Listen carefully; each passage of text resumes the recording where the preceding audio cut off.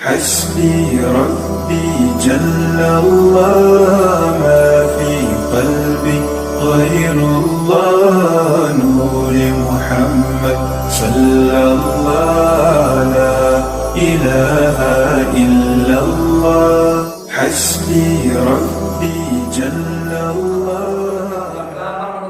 Itu cacat langsung semuanya itu nek tamu itu sampai terkesan terus pengen lagi itu Masya Allah pengen lagi kapan ya ketawa mampu lagi ya karena terkesan karena tamu ke berubah-ubah ke berapa di rubah ke rubahmu menunggu dijajak ke jadolan lebo ke apa rujukan sewu dikenal ke kedek-kedek kae kemudian apa namanya konfetik strawberry rasa bayar mau jenis kamu ben seneng menunggu oh yang beri bayari dewe mau terus gratis orang gratis mereka beri bayar itu Masya Allah kamu sampai terkesan terus saya terngiang-ngiang masih gue status indahnya tamu mau misalnya kalau gue ya aku juga mau lah diani gue dikira khusus tamu itu berarti insya Allah iman aku bagus gitu maka ngeceknya dari situ itu ini syarat pertama.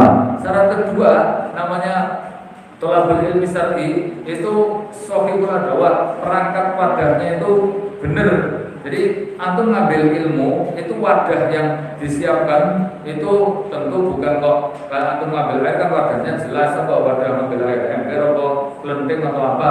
Nah kalau kita mencari ilmu wadahnya itu paling tidak kata Allah Taala itu ayatnya kan wala taqum ala salaka bi ilmun inna sama wal basar wal fuad maka telinga hati pikiran yang empat ini wadah atau perangkat mencari ilmu yang empat itu harus benar perangkat ini.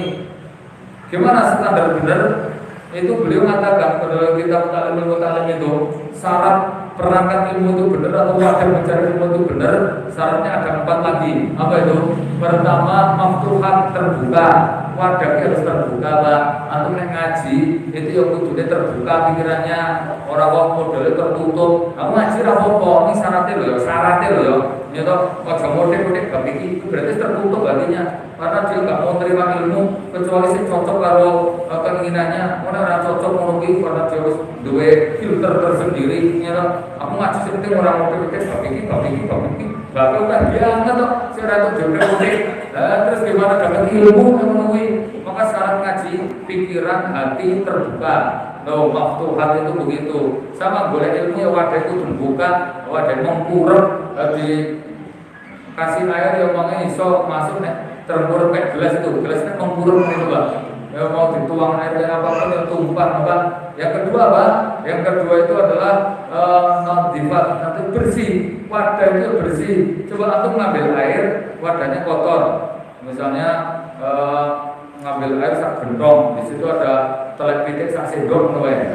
Apa belum antum gitu ngambil air itu terkontaminasi atau antum juga minum air zam-zam sak gelas tapi enak telek cecek cilik ngono ki sak adeng-adeng. Ayo kira-kira mau gitu. Ini walaupun air zam-zam itu berarti terkontaminasi kuwi.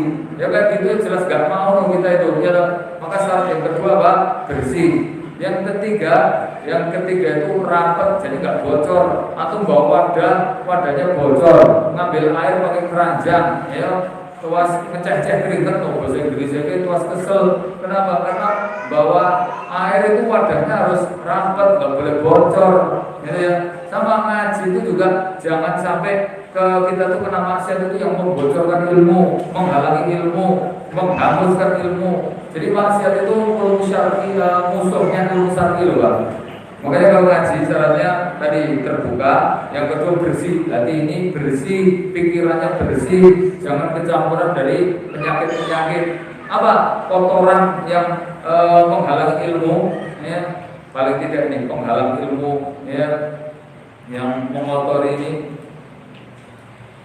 Kata Imam Syafi'i ini Pak ada dua ini. Jangan sampai kalau orang ngaji itu mau pengen dua penyakit ini susah kalau ilmunya. Yang pertama adalah kiber, sombong. Jadi modelnya sombong saya menurut saya ngisi nih untuk ustadz, nih untuk kelompok nih untuk sak jaringan nih orang belum kelompok atau dia nggak mau ngisi misalnya lebih miskin atau lebih muda atau lebih jelek, nah susah nih ustadz saya kan ganteng itu rapani mau model-model. terserah. Makanya kita itu ngaji itu buat diluruskan, jangan sombong-sombong. Sombong itu menolak kebenaran. Orang bersekedar pamer gitu loh. Jadi ngaji itu nggak boleh meremehkan orang yang menyampaikan, walaupun yang menyampaikan itu orangnya itu, atau mungkin dia muridnya, atau dia itu bisa jadi lebih muda, atau mungkin lebih jelek, itu masalah. Karena ilmu itu boleh diambil kalau ilmu sudah kadung keluar dari siapapun, walaupun lebih jelek, lebih miskin, lebih muda, itu nggak boleh ditolak. Bahkan yang sumbernya dari setan sekalipun loh, itu sudah kadung keluar, nggak boleh ditolak. Ini saya bukan kok bertentangan dengan poin yang pertama. Tadi kan poin pertama saya sampaikan ya, bahwa syarat mencari ilmu itu harus ke orang yang Islamnya baik ya. Ini bukan berarti kalau kemudian ada ilmu yang keluar dari orang jelek itu ditolak. Jadi gini bedanya. Mau mencari ilmu atau berguru tolakul ilmi itu harus dipilih orang yang diambil ilmunya itu Islamnya baik. Tapi nek wis kadung keluar ya, ilmu itu kadung keluar walaupun dari orang jelek, walaupun dari musuh sekalipun, karena itu nggak ngambil, maksudnya kita nggak berguru sama dia. Tapi kalau sudah kadung keluar walaupun dari musuh Islam itu nggak boleh ditolak. Nek benar, karena kebenaran tidak berubah karena jeleknya orang yang menyampaikan.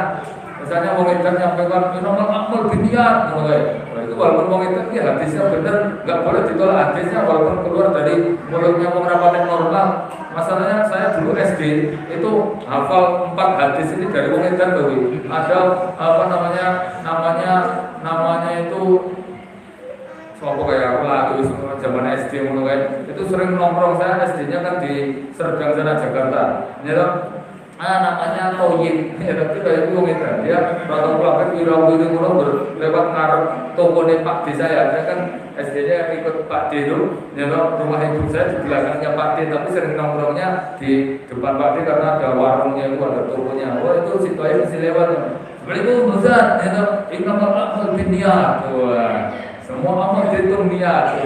Sampai kelingan saya sekarang. Terus itu hadis kedua yang saya ingat dari dia itu, kullu ma'rufin shadaqah. Setiap kebaikan sedekah. Terus ada lagi, pokoknya ada 4 itu. Atau saya itu malah lurus yang ketinggalan. Pengedarnya apa loh gitu. Nah itu nggak boleh ditolak karena memang hadisnya benar gitu loh. Walaupun keluar dari orang nggak normal, walaupun setan loh. Kan pernah setan ngasih ilmu yang Nabi belum nyampaikan kepada sahabat tentang siapa yang mau tidur baca ayat kursi itu nggak akan diganggu setan sampai pagi. Itu Nabi belum jelaskan ke sahabat.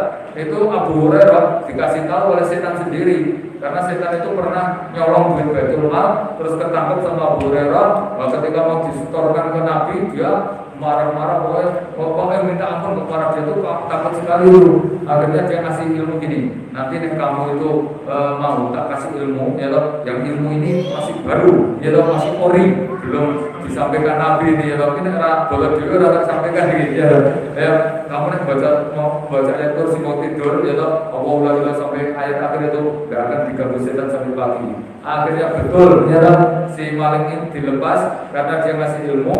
Terus besoknya Abu Hurairah lapor kepada Nabi, ya Rasul, tadi malam betul ada maling. Kan dia memang diperintah Nabi, kon jaga duit mal. Nanti khawatirnya malam-malam ada yang ambil. Ternyata betul malam itu datang, langsung ditebak sama Nabi. Tadi malam ada yang datang, ya ada, kalau tak tangkap itu, ya.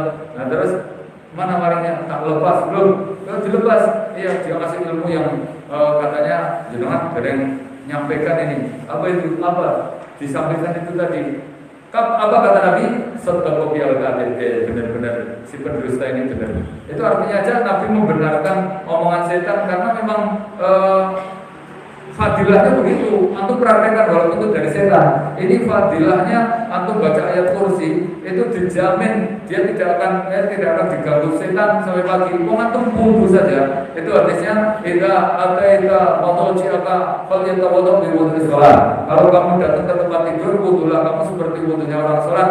Ya kenapa? Apa fungsinya? Wa in ista wa in bitta fa anta tahir fa huwa fi wishatil malak hatta tusbiha.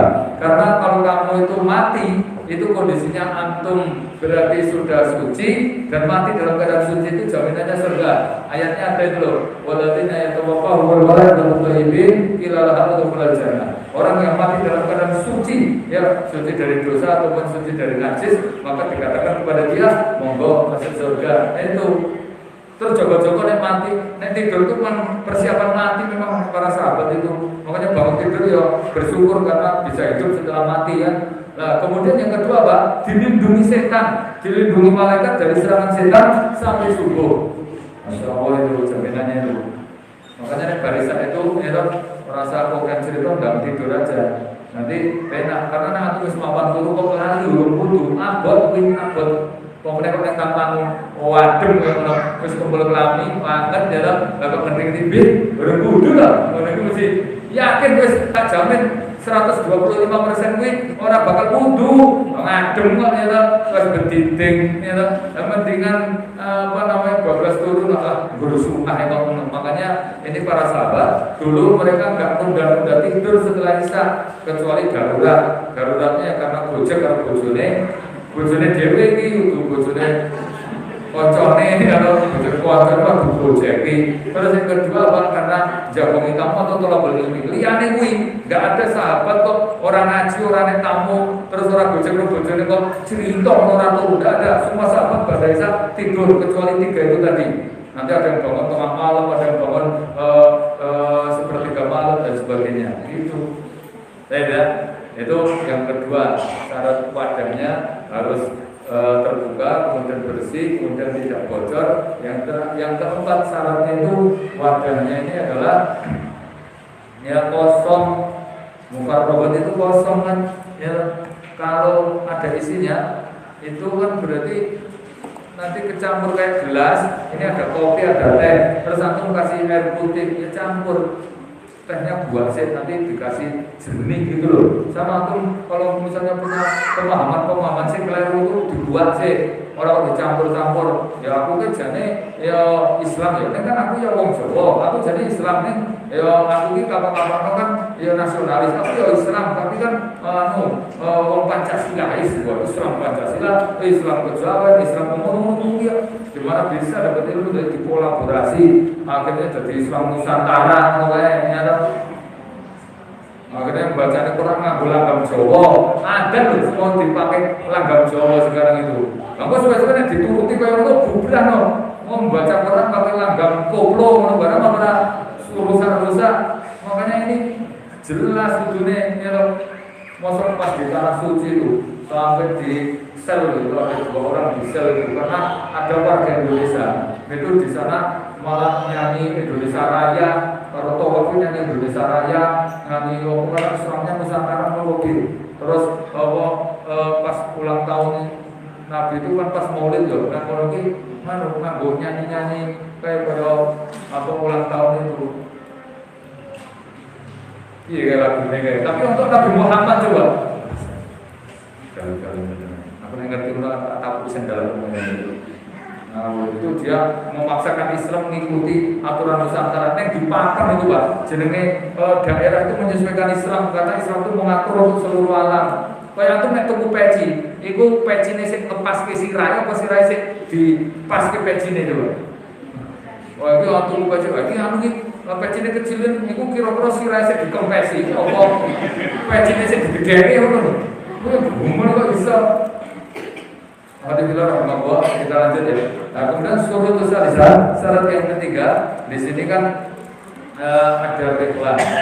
Sohibul toriko. Cara jalannya juga jalannya harus benar torikonya. Gak bisa cuma di dalam rumah. Makanya ngaji itu nggak cukup hanya lewat medsos, lewat HP, cuma lewat YouTube itu. Yang misalnya dapat ilmu itu tapi akhirnya tadinya itu keberkahannya hilang. Coba aku ngaji kalau cuma lewat kayak gitu. Doa malaikat nggak dapat, etika nggak ngerti. Tambah lagi nanti kalau ustadznya nggak cocok, scroll. Kalau ustadznya rapati ganteng, ganti lagi. Wah itu kurang ganteng, ganti lagi. Wah ini usianya jelek, ganti lagi. Ternyata begitu. Jadi nggak bisa ikram kepada mualimnya itu nggak bisa. Tapi nek ngajinya keluar rumah kayak gini nih, datang ke sini. Ustadz rapati disenengi, orang ganteng, dia terserah. Karena itu bingung maksudnya gitu. Ya, jadi begitu itu. Terus juga dapat ilmunya urut. Kalau kita ngaji di sini kan diurutkan. Coba kalau YouTube menurut itu bab juga, menurut itu langsung bab toharo. Ini bab jimat, bab kemudian terus kita ganti stres diri dengan kemudian buka TikTok. Nanti bernonton perempuan joget-joget, tosya langsung iklan apa? Itu kepala sudah stres diri kayak begini. Warna pisah-pisahnya, pindah-pindahnya apa itu tema ini dengan sangat gratis dari pol maksiat ke pol ketaatan, seperti bukan lagi jogetan, seperti itu langsung sosial, ganti lagi langsung apa iklan, apalagi dagangan. Makanya aplikasi TikTok tak hapus namanya. Padahal depan ada sosial itu TikTok itu apa sih berbeda. Ini rapor memang manfaatnya menulis itu orang untuk menyebarkan ilmu. Saya pas kemarin ketemu sama Pak Dul orang Jawa Timur ya, itu dia cuma cerita masalah nyangkok pohon pisang. Itu saya nonton 32 juta. Bayangkan dia, aku tahu siapa kok pernah mungkin paling kan bisa terlalu mungkin jangan begini sih sampai kabar. Nyata, wah berarti antum bikin ini Ustaz, bikin apa konten-konten dakwah. Kemarin saya juga bikin konten dakwah. Sekarang kan mulai kontennya dakwah itu bahasnya masalah 10 pembatal Islam. Lalu belajar itu gini. Maksudnya bukan belajar materinya, belajar tekniknya, jelaskan materi pembatal Islam tapi ngomongin langsung. Dia itu bisa nyampaikan 10 pembatal Islam, saya nonton sampai totalnya 18 juta sebab itu, ya kan 18 juta orang, ya kan itu kan bisa ditonton itu, subscribernya udah saya nonton berapa, ya kaitan muatan itu, berarti luar biasa ini dakwahnya lewat itu. Masalahnya sekarang pengikuti oke mungkin, karena dulu kontennya kan konten berkelawak-kelawak ngurung, sekarang mulai belum ngaji, terus kontennya dibagi agama, itu apa itu? Yang mewakili ulama terus seneng pas ngelek-elek Panji Gumilang kan Panji Gumilang itu jelaskan masalah tanah suci Indonesia tanah suci orang kawaran atau barangnya itu, itu kan langsung dia yang bantah, terus mewakili hampir jutaan kaum muslimin di Indonesia itu, gitu ya. Nah, ini maka syarat mengaji itu tidak cukup di dalam rumah, keluar pakai sabar. Ini saya berikan nasihat dari Ibnu Qayyim al-Jauziyah. Beliau mengatakan bahwa lan tanal ilma illa bi rihlatin aw bi syahwatin. Kalian itu tidak akan dapat ilmu kecuali harus rela mengadakan sabar, ya. Karena dengan sabar itu nanti Allah akan berikan banyak keutamaan. Ada keutamaan menempuh jalannya, keutamaan rasa senang dan kebahagiaan karena mengerti suasana luar. Ngaji ini berarti hitung-hitung teknik betul. Kemudian yang ketiga, kita dapat sisi teman yang banyak, begitu itu dengan sabar itu kan nanti tambah ilmu, tambah pengalaman, tambah rezeki, tambah kebahagiaan, tambah ngerti etika tradisi dari berbagai daerah. Kata Imam Syafi'i sama itu sering. Imam Syafi'i sampai mengatakan bahwa sabar itu Allah akan memberikan 5 keutamaan. Sabar yang baik ini, sabar thalabul ilmi, itu sabar yang syar'i. Yaitu pertama apa? Tambahkan ilmu pengalaman. Yang kedua ditambahkan rezeki kekayaan. Yang ketiga kata beliau ditambahkan teman-teman dan relasi. Yang keempat ditambahkan rasa senang dan kebahagiaan. Nah yang kelima ini ditambahkan tradisi pemahaman etika dari berbagai daerah. Masya Allah, makanya kalau antum pengen senang, pengen tambah rezeki, pengen tambah kekayaan, dan semua bumi nanti menjadi saksi, itu sering keliling-keliling, ya. Mumpung sih enam, makanya aku sih enam itu sering bulan-bulan, ya. Orang bermula kan yang bergalan lainnya, berontok-ontok paling bermagetan, malah kayak paling tengok di, burung-burung banyak tempat-tempat yang Allah syariatkan, terutama ya itu yang harus kalau tidak kita lakukan, kita perjuangkan itu sabar sampai tanah suci sana, ya nabung-nabung rapopo. Jadi Pak itu pikniknya dapat, kemudian wisatanya dapat, tempat pesawat dapat, turun yang hotel dapat. Ini yang paling pokok apa syariatnya itu, rukunnya dapat, ya tambah menek pahalanya dapat, pemanjangnya umur yang dapat, orang rontok dosanya, orang lagi kalau doa tuh ya dikabulkan insyaallah. Aku orang ngelingi kon ngisi nang ngawi ini kurang mangkat wingi-wingi itu. Aku rencana mangkat ora batal, aku belum sido daftar masalahnya. Itu Jadi tak penting ini sih ini. Soalnya kan harus itu mantap memang. Nah yang keempat, nah di sini adalah adanya tampungan ya toh. Fakultas itu punya tampungan. Nah, gimana tampungan ilmu? Berarti itu kalau ngaji gini biar ada simpenannya. Itu kalau Imam Syafi'i mengatakan bil kitabah dicatat, karena mencatat itu bagian dari etika mencari ilmu. Kemudian yang kedua, yang mencatat itu sebagai bentuk cara mengikat ilmu.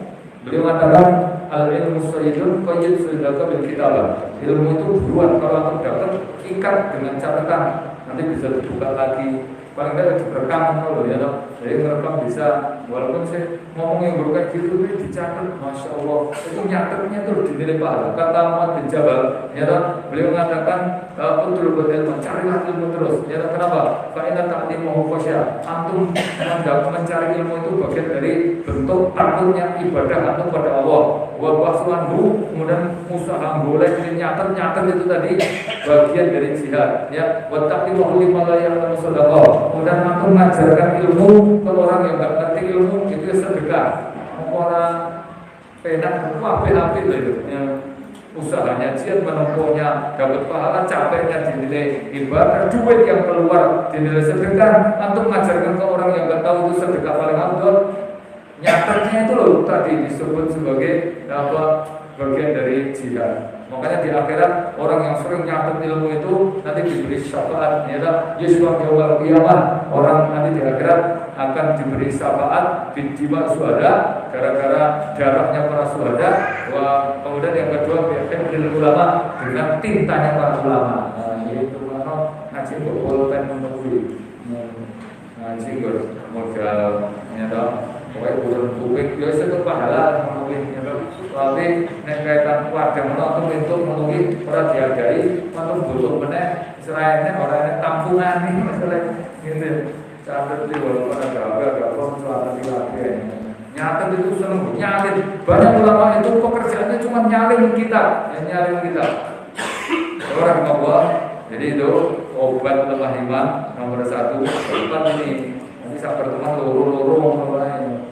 Kalau tidak mau ngomong santai, kalau itu kayak rasa sabar gitu. Aduh kan mau guru sabar, kalau kita rasa ini pandel, kita akan bisa kita pink ini, kita kuning nih, kuning kopi lagi, kopi, mau kita penting ini kita ngomong, ngomong kita apa berani ngomong ngomong putih, abang, kuning, gitu, ini kira masuk daftar ngomong ini.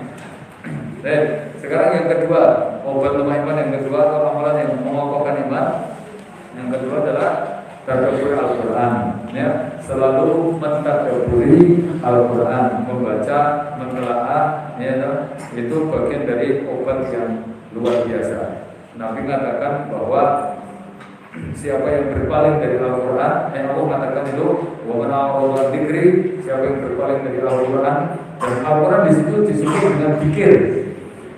Karena pikir yang paling utama memang Al-Quran. Makanya kalau aku baca ayat walladzina amanu wa tatma'innu qulubuhum bi dzikrillah, orang yang beriman dijamin jiwanya tenang. Itu dengan zikir. Itu ternyata tafsirnya zikir itu dengan Al-Quran. Walaupun zikir yang lain juga banyak, tapi salah satu itu adalah dengan Al-Quran. Karena zikir yang paling utama Al-Quran, dan sebagian Al-Quran dibaca ketika sholat. Masya Allah, makanya berpaling dari Al-Quran langsung akan dibikin sempit hidupnya, susah, resah, gelisah, bete, bunut, stres, karena rohnya semakin mati.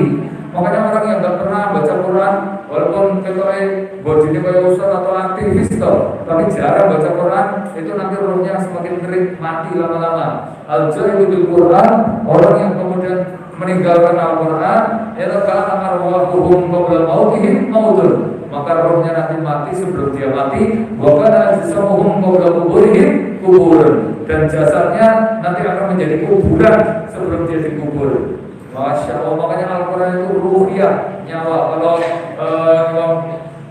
Ibnu Abbas itu sampai mengatakan Al-Quran itu akan bisa memberikan 6 wasiat. Tadi yang pertama ruhiyah, menjadi nyawa kita, yang menghidupkan hati kita, yang menenteramkan jiwa kita. Yang kedua rohiyah, Al-Quran itu yang akan mengangkat derajat kita. Ojo menengok kita kabeh selain manusia saja disandingi Quran mulia, tas mengikuti Quran tasnya itu mulia. Atau apa juga misalnya Nabi karena punya mukjizat Quran langsung dinobatkan Nabi paling mulia. Walaupun kabeh Nabi mulia, tapi Nabi Muhammad paling mulia. Kenapa? Karena Al-Qurannya. Termasuk bulan mulia kan banyak. Selain Ramadan itu ada bulan Muharram, bulan Dzulhijjah, itu bulan-bulan mulia. Tapi Ramadan ya menjadi paling mulia. Kenapa? Karena ada Al-Quran di situ. Termasuk malam Lailatul Qadar dinobatkan malam paling mulia ya karena Al-Quran. Jibril jadi malaikat paling mulia juga karena Al-Quran. Tempat paling mulia Mekah ya karena turunnya Al-Quran. Pokoknya semua sanding Al-Quran langsung terangkat derajatnya.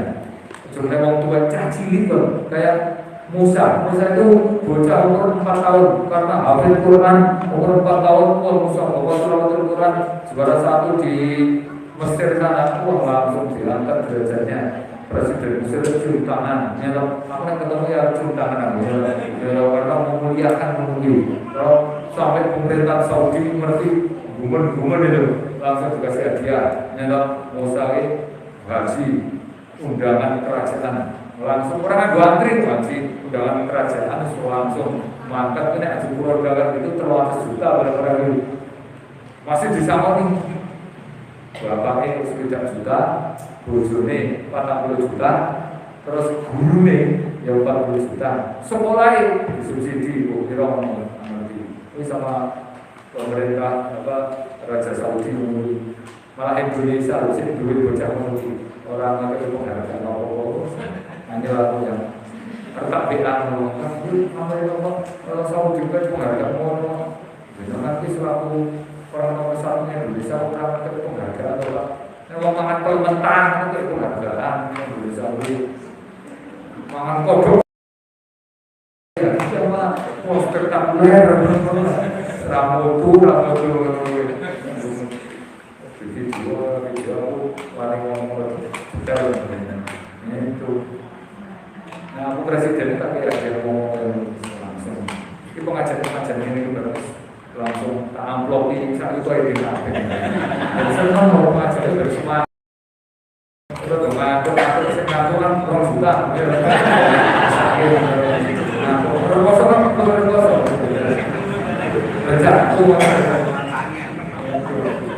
Jadi gitu ya. Al-Quran itu rohiyah. Kemudian syafa'ah menjadi penolong kita.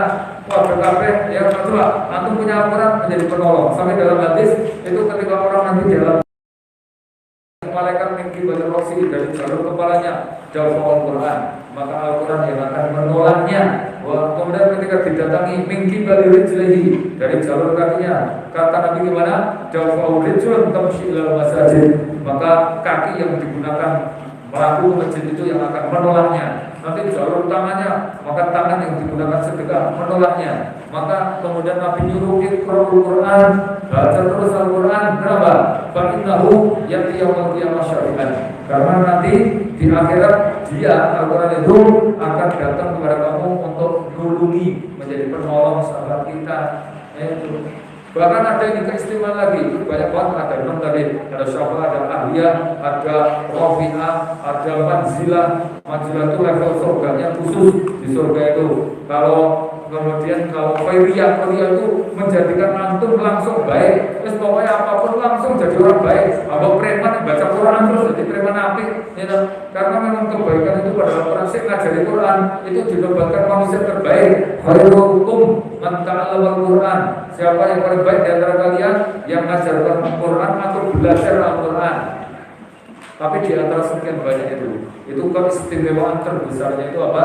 Itu Al-Quran mendatangkan keberkahan. Dan di antara jenis barokah yang paling banyak di muka bumi, kan barokah itu banyak ya, nikah itu mendatangkan berkah. Antum makan bunga yang bisa dapatkan berkah. Halal itu berkah. Tapi di antara sekian banyak keberkahan yang paling besar apa? Itu ternyata Al-Quran Dalam ayatnya, Al-Quran Zala ilaikumul kitab mubarakah, aku turunkan Al-Quran kepada kalian yang full dengan keberkahan. Makanya untuk lihat KPKB yang kalau di situ ada Al-Qurannya mesti sekolah loh. Itu dengan Al-Quran yang mesti berkah. Makanya sekolah jadi ramai laris. Saya baru di rapat yayasan bikin sekolah Islam rumah Quran, langsung pesertanya full. Kemudian ada sekolah di kampung saya itu, ya, padahal bikinnya ya saya melu rapat terlibat menunggu. Itu bikin kayak gitu cuma teman-teman sendiri. Itu murid masih nolak-nolak, ya, padahal SD di kecamatan saya total ada 8 yang ditutup pemerintah karena rambuin murid. SD ini padahal sekolah gratis, bahkan termasuk SD di kampung saya itu, ya, ditutup karena apa? Muridnya total dari kelas 1 sampai kelas 6 cuma 14 biji, 14 ya tau dinding itu loh, cili-cili. Guru nih sama muridnya 14, itu berarti sak kelas rata-rata loro. Ya Allah, ngajari murid loro. Siji ngatur, siji izin ngono ki bagaimana kok bentar dulu kayak gitu. Ya Allah, coba karena nggak ada Al-Qurannya buat digratisi. Coba sekolah Quran ada Al-Qurannya, masuk diangkat belajarnya. Kampung tuh, kampung kalau ada Al-Quran mesti kampung itu berkah. Semuanya KPKB berkah itu. Ya. Sampai Ibnu Katsir itu katakan, antum kalau tinggal di satu kampung, pilihlah kampung yang berkah. Beliau menjelaskan ayat Allah Ta'ala, kampung yang beriman, yang dibuka keberkahan dari langit, itu ada 3 ciri-cirinya. Apa itu? Di situ kampungnya ada masjid yang hidup. Ya, ciri-ciri masjid hidup, apa sholat waktu zakat malam yakshaillah. Masjidnya ada sholat tegak 5 waktu, kemudian ada zakat yang penuh, yang kemudian dibagi-bagi, kemudian penduduk di sekitar masjid tidak khawatir karena ada masjid yang makmur tadi. Nggak khawatir itu kalau sedih ya ke masjid, kalau nggak punya makanan ya ke masjid, kalau pak turu bojone ra turu ning omah ra penak ya turu masjid makmur kan ngono kuwi. Masjid penak ngono turu. Nek kasure, terus ada AC-ne ya toh, ada kompore, terus ada dispenser, terus ada kopi pirang-pirang renteng ngono kuwi. Ringan, ora bayar, betah nang masjid ngono kuwi. Kisruh bojone nang masjid, enak ngono kuwi. Masjide apa rega turu yo atos. Oke nyambung ora betah lah. Itu masjid makmur itu aku nek tinggal di kampung ada masjid yang makmur. Yang kedua ciri-ciri kampung barokah itu ada taklimul Quran. Quran apa pun ada Qurannya. Sama yang ketiga penduduknya banyak yang pelihara kambing. Wah itu masya Allah, kampung itu barokah, nyaman, nikmat, dan hidup antum dijamin akan bahagia. Apalagi daerah gunung-gunung itu ada keistimewaan tersendiri karena Nabi mengatakan golongan selamat di akhir zaman adalah as-solihun min ahlul jabal, orang-orang soleh yang hidupnya gunung itu. Karena gunung itu identik banyak kambing, kemudian kalau penduduknya yang ramah-ramah, kemudian banyak ta'allumul Quran, jiwa religiusnya kelihatan itu, makanya nikmat itu. Coba antum misalnya lagi bayangin gitu ya. Misalnya ada kalender, saya pernah mampir masjid itu kalendernya tahun 2022 sama 2023. Tahun 2022 itu gambarnya kota-kota metropolitan, ada Tokyo, ada New York, kotanya itu masih gedung-gedung itu, ya, ranek gunung, ranek banyu, ranek hijau-hijau, apa gedung kabeh, istilah apartemen kabeh. Yang satu kalender 23 itu malah gambar pemandangan. Nah, pas saat itu saya nonton ada pemandangan bagus di daerah Padang Pariaman. Itu ada gunung, ada sungai air, terus ada kayak masjid, terus ada anak TPA, banyak kambing di situ. Itulah kayak nonton gambar itu aja. Itu aku bayang-bayangin udah penak ewe, udah neng gini ada masjid itu, ada buahnya, ada seger-seger, pedosoke itu berarti nikmat itu. Berarti sering makan templeng, sate, banyak sunnah yang dikerjakan di situ ya. Misalnya walimah, akikah, menghubungi ya. Nah, coba dengan apartemen yang ramai, apa penak ada jujur, ada tonggone, ada kebun, ada lantar, ada sedulur. Banyu mati stres, listrik mati sedino langsung bingung kabeh. Wong lantai 40 listrik mati. Coba antum pernah bayangkan tinggalnya lantai 40 terus listriknya mati ngono. Lantai udah turun menurut saya pernah Semapun dan kaya betah udah kaya menunggu. Aku lho Pak sing ning Jakarta, KTP ning Jakarta lho Pak, ya tidak gunung-gunung mana ya. Orang percaya kalau aku bagi KTP itu di Jakarta. Orang percaya jenang kayak aku bosone wis ninggal ke Jakarta, ora paling seneng kaya robot kabeh ngono. Wiri dadi kaya menungso ngene kuwi golek mangan wiri kaya rutinitas ngono kuwi ya. Apa jam 12 bengi yang burung iki jane tak pikir-pikir iki ngomong iki metu kabeh metu kabeh jam 12 bengi metu ora golek duit proposal iki. Kalau pekarangan yang bawa dulu sampai nak ke kampungnya ya pengajian yang pengajian saya adem itu orang kecil di Jakarta di rumah saya orang rumah panas yang dalam panas angkat panas bobol itu panas kabeh suasana taklim orang mendukung pengajian itu mengamini rakyatnya peminatnya coba rasa bumbu pengajian sosok apa jam 9 orang nyambut gawe seraba kaliannya komunitas minggu ini lah kenapa? Karena itu tadi muridnya kerja terus minggu betulan ngaji makanya kenalan berat itu ya jadi Al-Quran yang mendatangkan keberkahan maka terus kita baca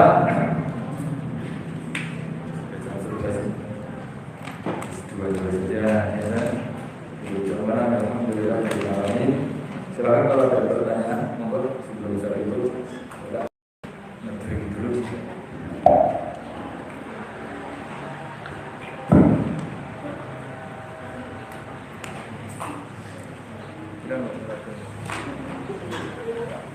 Silakan bagi jemaah yang ingin bertanya dari bapak-bapak atau ibu juga boleh.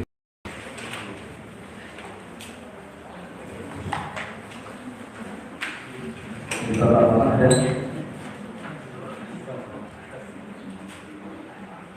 atau dari ibu-ibu ada?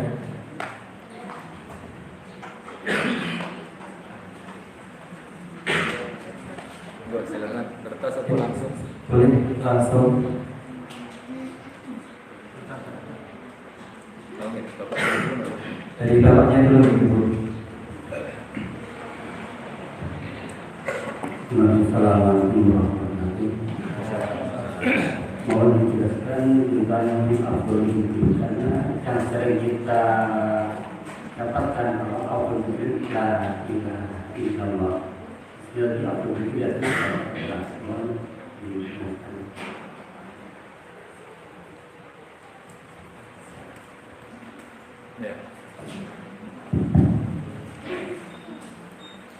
Ya, demikian itu jelaskan bahwa zikir itu di dalam Al-Quran ya ada 6 jenis.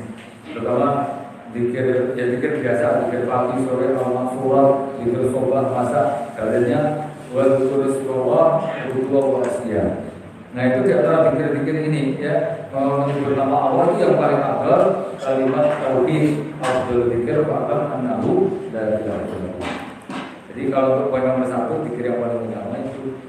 Yang kedua beliau katakan zikir itu sholat karena ayatnya ya itu dari sholat yang berjumlah pasal dan zikirlah. Kalau memandangkan sholat segera zikir berarti zikir itu sholat. Itu juga zikir yang utama. Nah di antara sholat yang paling utama itu kalau sholat wajib itu subuh, kalau sholat sunnah yang mulai itu. Kemudian ada yang ketiga Al-Quran. Karena tadi dalilnya amalan Al-Quran itu al-zikru. Itu jadi zikir yang paling utama. Ketika Al-Quran. Yang keempat, zikir itu artinya majelis ilmunya zikir. Makanya majelis zikir itu artinya majelis ilmu. Ahlul zikir itu ternyata para ulama. Makanya ada ayat fas'alu ahla zikri in kuntum la ta'lamun. Tanyalah kepada ahli zikir. Ahli zikir itu bukan tukang tahlil, tukang dibukaan, yasinan, salawatan, enggak. Tapi ahli zikir itu para ulama. In kuntum la ta'lamun. Kalau kamu nggak ngerti ilmu, yang keempat, yang kelima, tafsir zikir itu apa? Ternyata tadabbur alam itu zikir. Makanya ada ayat orang yang melihat kebesaran Allah, langit, bumi, penciptaan itu menjadi tanda-tanda kekuasaan Allah itu kan ayatnya alladzina yadhkurun ya inna fil khalqis samawati wal ardi wa ikhtilafil laili wan nahar la ayatin ya penciptaan langit bumi siang malam terus pokoknya itu menjadi tanda keajaiban kita dahului ya. Di situ kan bagi orang-orang yang mau zikir.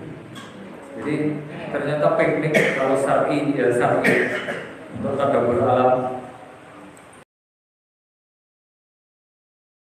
syar'i gitu loh maksudnya. Itu bagian dari zikir. Makanya aku harus piknik kalau kayak kudu diberikan sih. Kita luruskan niat ya.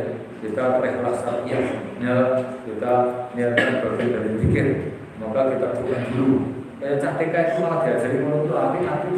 Bahasanya gede-gede ini malah berisi ngono itu nih kayaknya sih nyampaikan baru bis ngomongin sebenarnya bapak-bapak dulu disampaikan ini yang kita ya tahu bukan hanya teknik karena nanti nih foto berpiknik foto-foto lalu duit foto-foto kesel foto-foto capek itu nilainya beda. Yang satu nilainya pahala besar, yang satu nggak ada apa-apa itu.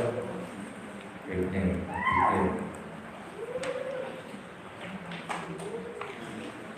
Ada satu lagi nih kata bintang, kalau saya apa? Zikir, ibadah, taat. Makanya ada dia latul hikum amwalukum wala auladukum an dzikrillah. Jangan sampai harta kemudian anak keluarga melalaikan kamu dari zikir, itu melalaikan dari ibadah. Nah itu berarti masing-masing punya keistimewaan yang paling pol ada. Gitu. Kalau ditanya mana yang paling utama, yang paling sesuai dan situasi dan kondisi. Kalau pas kondisi ada nggak ada, ya amal yang paling utama, zikir yang paling utama ngalahkan sholat memang. Itu. Kalau kemudian pas misalnya pas kondisi tertentu kewajiban ibadah, maka ibadah yang paling utama ya zikir tadi. Sesekali jadwal teknik mana ya lihatnya di pending sih nyambut gawe gitu. Karena itu juga ibadah utama, menyenangkan istri itu amal soleh. Bahkan termasuk kewajiban suami mempergauli istri dengan baik itu tadi ngejak teknik dan terangan menurutnya galak-galak mungkin kurang teknik. Coba nasional jak teknik, udah teknik jajake apa baru kita amplopi, pasti udah nasuhnya. Nah, aku siap-siap duit, siap abang-abang lu kayak makanya gembledek kayaknya. Lain aku ngerti jurusnya. Silakan. Jadi dulu kita ada tadi. Dan dari Oh, nggak ada bapak-bapaknya dulu lagi, bapak kopi. Oh ada, monggo ada tadi.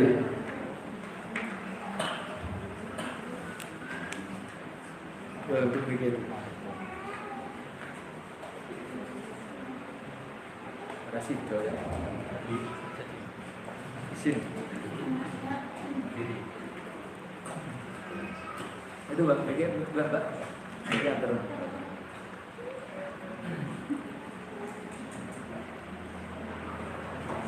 Ayo Pak, pikir diambil Pak. Atau enggak pakai bag ya Pak, bawa.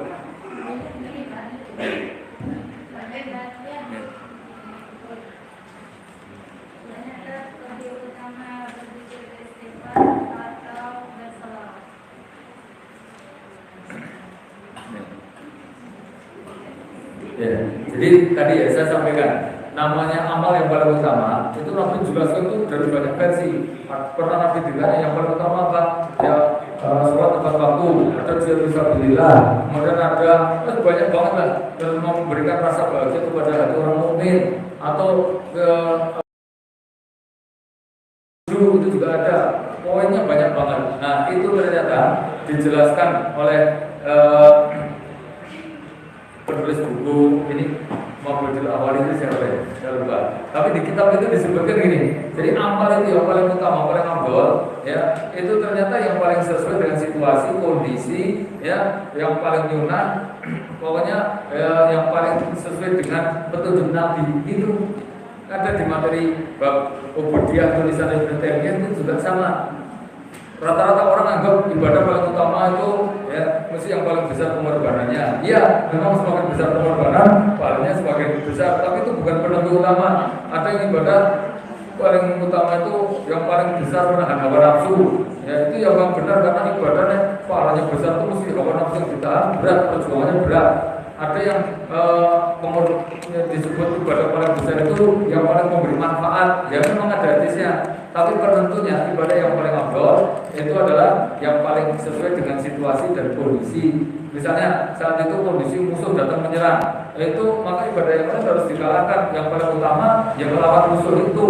Kalau dia benar pentingkan sholat, kemudian istrinya dibantai sama musuhnya, itu berarti dia ibadahnya malah main-main, itu sholatnya malah dianggap main-main, gitu ya. Karena nggak sesuai dengan kondisi. Kayak antum baca Quran, itu ya ibadahnya utama. Tapi ketika ada tamu, itu maka ada yang lebih utama. Siapa? Yang memuliakan tamu. Itu bukan berarti baca Al-Quran nggak penting. Al-Quran itu utama, penting, afdal. Cuman saat itu, ya ketika ada tamu, saat itu yang paling utama, ya yang diprioritaskan memuliakan tamu. Karena baca Quran nanti setelah tamunya pergi, ya bisa gitu maksudnya. Nah ini penting untuk menentukan kayak gitu. Sama sholawat dengan istighfar.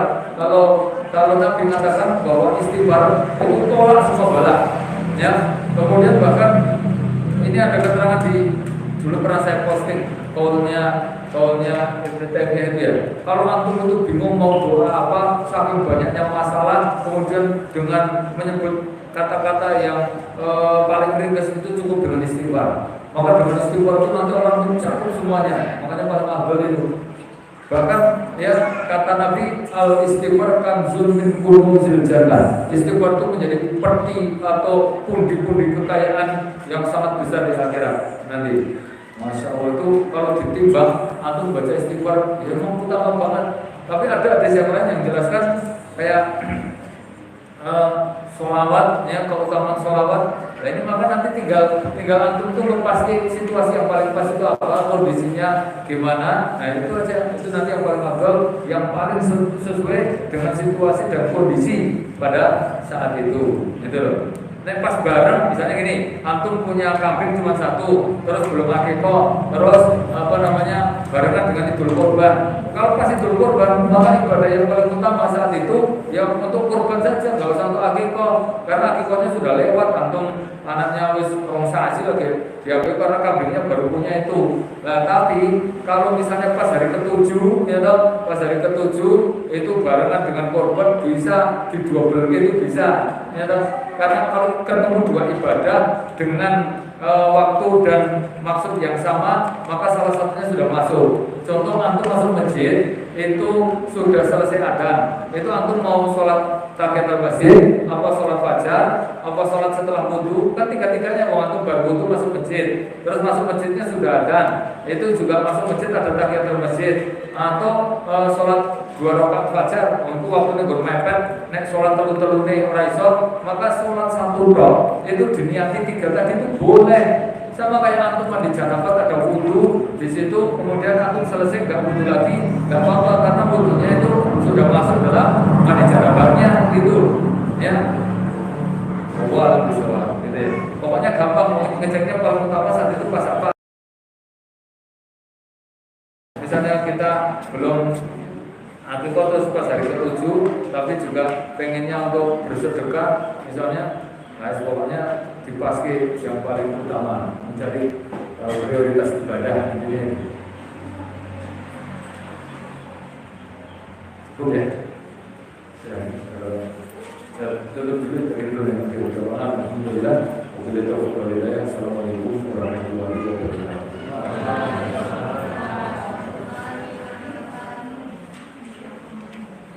Demikian, jazakumullah khairan katsiran kami ucapkan pada Ustaz Yusuf Helmi Ahmad yang telah menyampaikan pemaparan yang luar biasa kepada kita semuanya. Dan Masya Allah, saya mendengar dari podcast di FM dengan Ustaz Marfas. Masya Allah, beliau ini dalam 1 bulan bisa sampai 150 kajian ya. Masya Allah. Jadi sehari bisa 5 kali mengisi. Dan semoga setiap usaha yang beliau usahakan berjalan ke sini cukup lumayan beliau sendiri. Semoga Allah terima amal beliau. Semoga beliau diberikan kesehatan dan diberikan kemudahan dalam segala. Amin ya rabbal alamin. Kembali acara siang hari ini dengan membaca doa kafaratul majlis. Alhamdulillahirabbil subhanallahumma wa bihamdika asyhadu an la ilaha illa anta astaghfiruka wa atubu ilaik. Jazakallahu khairan katsiran. Semoga Allah menerima amal kita semuanya. Allah membalas setiap perjalanan kita untuk bertolak ini. Allah catat sebagai kebaikan dan Allah kumpulkan kita semuanya dalam surga yang nanti kami menyerahkan. Sekian, wassalamualaikum warahmatullahi wabarakatuh.